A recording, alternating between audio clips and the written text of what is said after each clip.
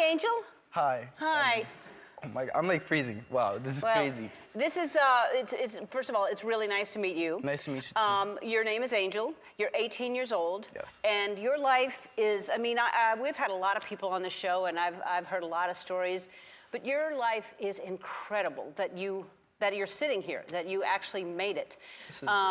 So at 9 years old, you were kind of left to raise your younger siblings. How old were they?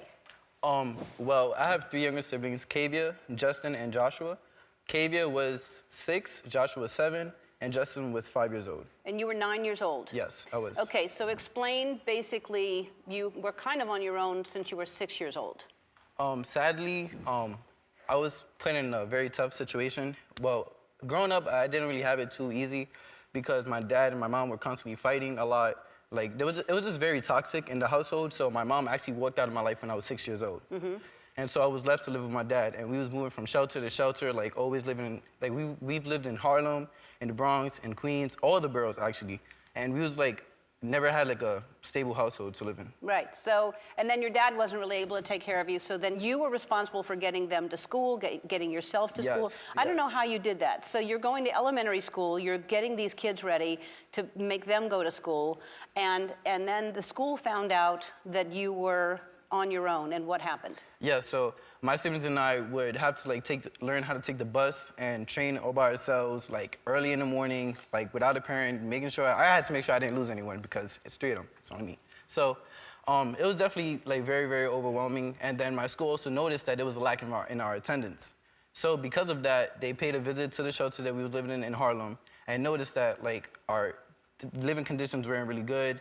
My dad he's diabetic. Well, he was diabetic at the time, and so he was always weak. He wasn't able to like care for us and give us the attention that we need. So they noticed that. So they take you out of the shelter. Yes. And they split you up, and they put you and your brother with one foster family, and your other siblings with another. Yes. And so you're graduating 5th grade. You were with, what's his name? Manuel? Manuel, yes. Manuel. Okay, so you're with your brother. You're graduating 5th grade, and what happens? So my brother Joshua, which is the second oldest, we was put into the foster home with Manuel, which is my dad now, which I could get into that, of course.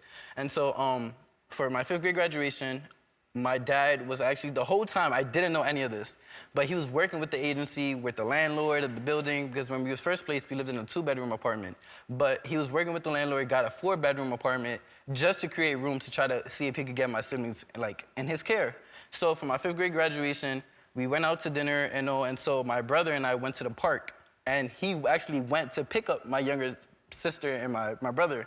And so when he comes to pick us up from the park, he's like, get in the car, don't look to the back of the car, because at the back of the car is your second gift, your graduation gift. So I'm like, okay, I'm young.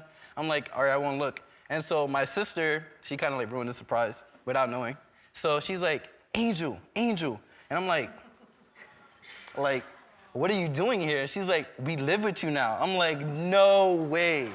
And so that's exactly how he was able to put us all together. And to this day, we are all still together. What a great guy he is, huh? Yes.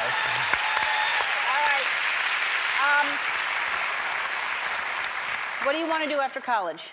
After college, well, I definitely want to move my family into like a better position. I want to be able to like get them like a big house and have us all together if possible. I just want them to like feel much safer, much secure. They know that everything's going to be great.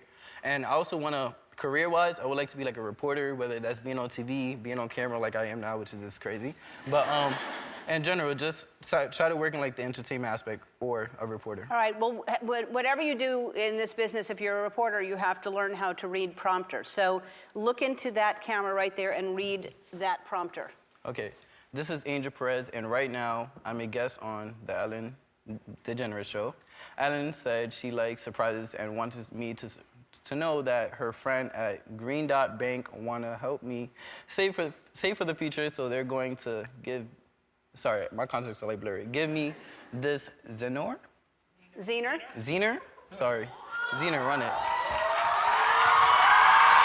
Oh my God! Oh. All right, we'll be right back.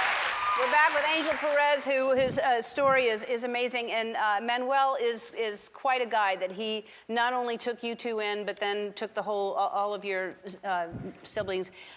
What does he mean to you?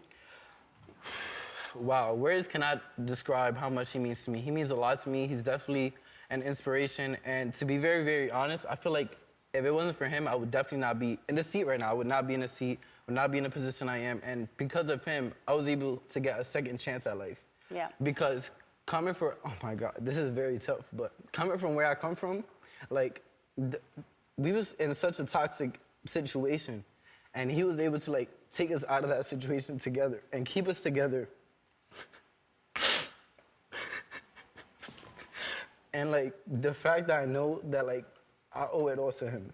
He means the world to me. He is my inspiration. Yeah, what a great guy he is. I mean, but really, I mean, the fact that you made it even that long before, you know, Manuel even is